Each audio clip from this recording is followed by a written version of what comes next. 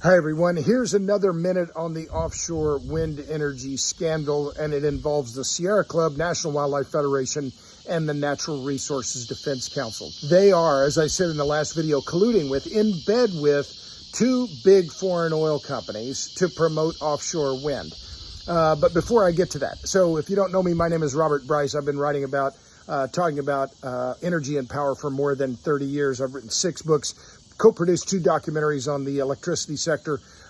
This is what I do. It's my purpose and my passion.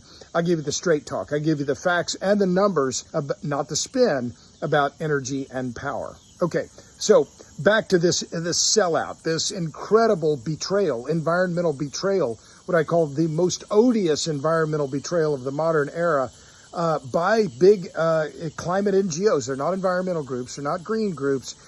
The big climate NGOs on behalf of the offshore wind industry. And you don't have to take my word for it. If you look at my latest Substack on offshore wind, I show a screen grab from the Offshore Wind Energy Alliance of the steering committee for that group. And who's on the steering committee? Well, a group called Attentive Energy. Well, who owns Attentive Energy? It's Total, the French energy giant, French oil and gas company. One of the other steering committee members is Equinor, the state-controlled or state-owned oil and gas company in Norway. And then who else is on there? The Natural Resources Defense Council, Sierra Club, and National Wildlife Federation.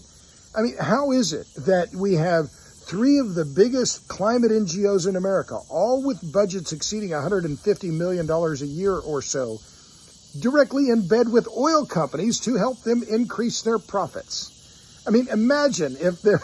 Would they do this if it was Exxon? Do they not think we're going to pay attention and show what, in fact, is really going on? But it's just incredible to me. It's still, I mean, even though I've been reporting on this and talking about it, thinking about it for a couple of weeks now, it's just truly is stunning to see how these NGOs, how blatant they are in their pursuit of dollars and the pursuit of their own bureaucracies, that they're willing to get in bed with big oil in order to promote offshore wind energy, regardless of the likely harm it is posing to North Atlantic right whales, despite the fact that they're industrializing our oceans, despite the fact that this is obviously going to increase electricity rates.